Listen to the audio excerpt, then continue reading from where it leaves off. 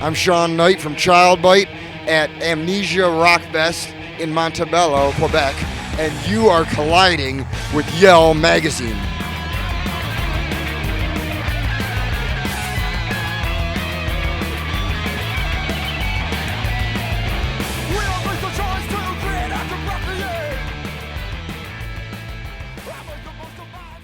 So that Ancestral Ooze video is pretty cool. There's some great special effects in there that reminded me of Poltergeist or Raiders of the Lost Ark. Oh, yeah. Who was the artist? The melting head was definitely, we basically did a Google search. How did they melt the head in Raiders of the Lost Ark? And that one was just, I know this is not necessarily the question, but that one would be the guy made a mold of the dude, like a slightly smaller mold of the actor's head that was going to be done, and then we just put it out with whatever materials he used that were heat sensitive, and then when it was time to do it, turned the camera on, put on the heat lamps on it, and just shot it for like an hour, and then sped it up, and then and then that's how that works. So you learn something every day, like how they did Raiders of the Lost Ark. It was a local dude. It was just like it was all local guys that we were working with. The director of it is this guy named Jeff Tuttle, and he was known to people because for years he was the guitar player in the Dillinger Escape Plan, and then after a while he didn't want to do that anymore. Came back home and wanted to get into filmmaking, and so started doing music videos and whatnot, and getting into advertising in the Detroit area. And we kind of like, hey dude, I know you're starting to do this stuff, you want to do something, and blah blah blah. And it, again, just worked out, and it was a buddy of his, did all the special effects. Yeah, we had the one head blow up from again, it was old school stuff. Oh, shit, I'm forgetting the name of the movie. Scanners, yeah, may have been, yay. The guy that is not here answered me, now I believe. The Scanners, yeah, where they had the head full of stuff and shot it with a shotgun. And we're like, all right, that works. So we got a guy that had a shotgun and was pretty responsible about it, and he was off the side of the camera and, and just did all this weird, had the ooze affect each person differently. The way that we kind of made sense of it was that each one had a different color. So like, oh, one makes their head go, one makes it, and then whatever. Yeah,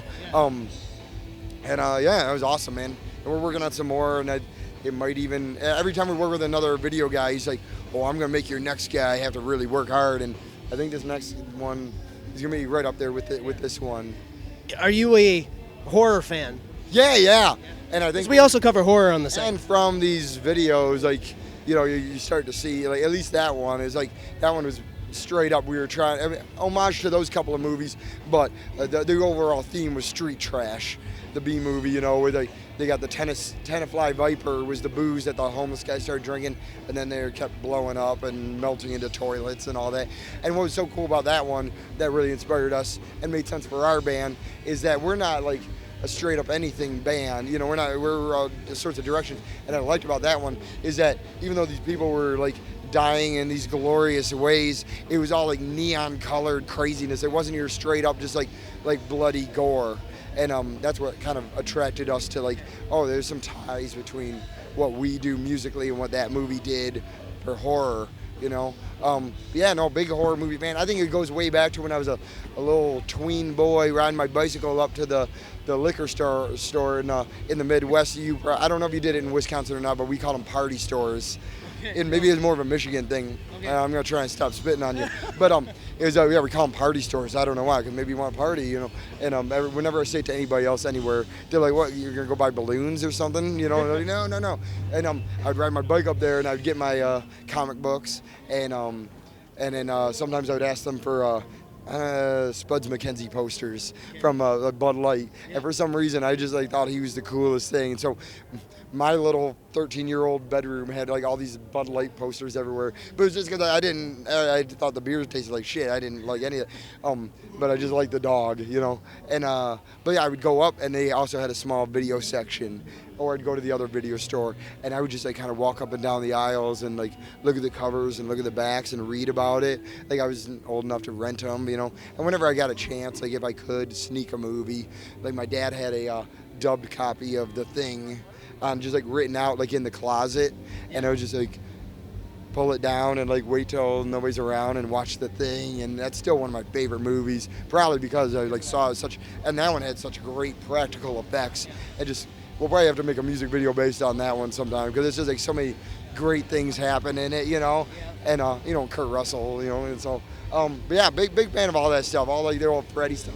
I'm always like nostalgic to watch Friday the 13th movies, and it's a weird thing because it's not even so much for the horror. It's just like I like the idea of like going out to like camping or whatever, like going out to the woods. Anytime I'm going out to the woods to stay in a cabin, I'm like, oh, I feel like watching Friday the 13th, and my wife's like, it's kind of twisted because like it's all about people getting killed there, and I'm like, but it's still the vibe, you know.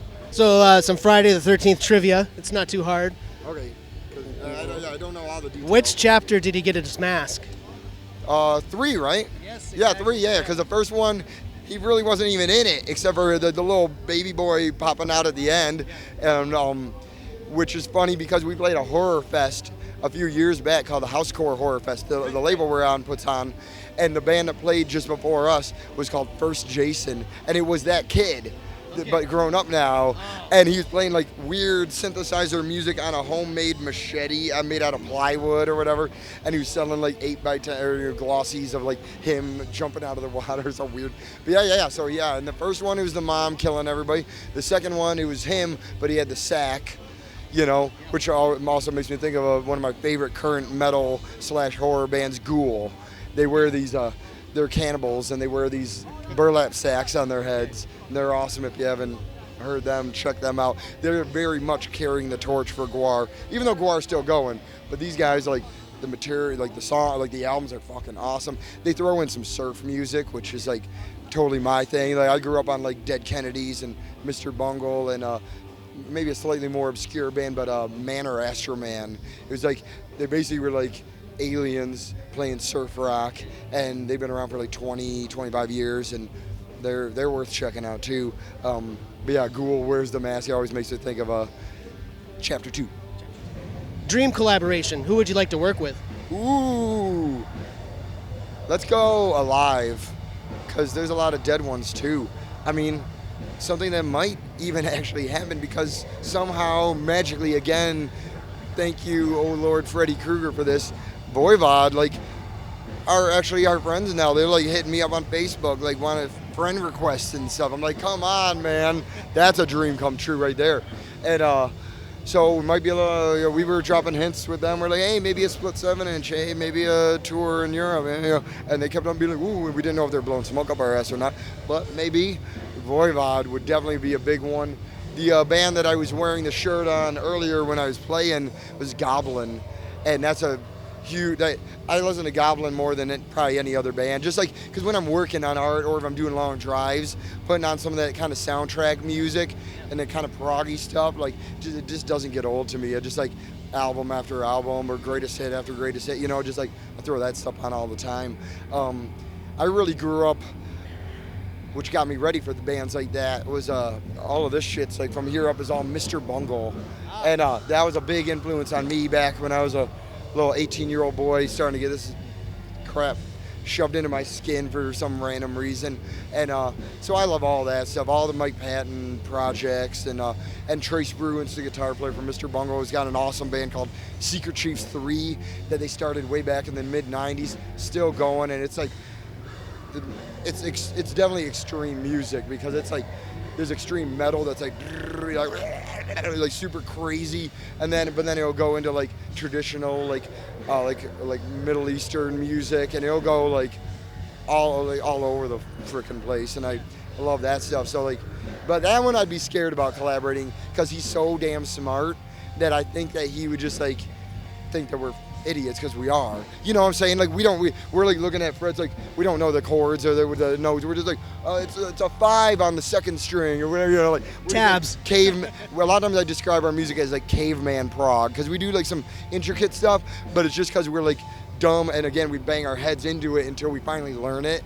You know, so yeah, maybe those would be some good ones. Yeah. The last question will be: is there a new Child Bite album in the works? As far as a new record, this one just came out April Fool's Day, but we had recorded it a year before, so it's like feels like we should have some stuff going, but we've just been like touring so much that we don't. We wrote and recorded 3 new songs just a couple of months ago, or yeah, beginning of May. Recorded them before this tour started. Went down to Anselmo's place in New Orleans and just cranked out a couple songs in a couple days. And those aren't gonna be for the album. Those are just gonna be for like splits, maybe with other housecore bands. The idea is just like, I just feel like we do get something going, you know. But they're also kind of weird. They're like even maybe weirder than the ones that are on our album. I don't know. Like some of his like he was throwing him for a loop. He was like, I don't know what I think about this one. But then once all the pieces were together, you know, like when it was just the music, he was like, oh, I don't know, man. It was kind of mellow and weird. And then I put the vocals on. He's like, oh, okay, I see what you're going for there, you know. But I think it'll be time, and we can't really write on the road. We just found like, if we had like if we were on a bus and had a driver and a merch guy and blah blah blah blah, then we'd have some time to kill, you know.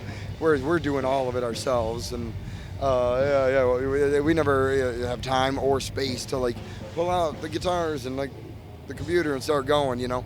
I think after this tour in July, we'll have a little bit of time. And one thing I'm really excited about on this upcoming tour is that this guy Joel Grind, who plays in Toxic Holocaust, he also on the side does like kind of dark synth soundtrack music, a la like John Carpenter, sort of Goblin, kind of like old 80s horror shit.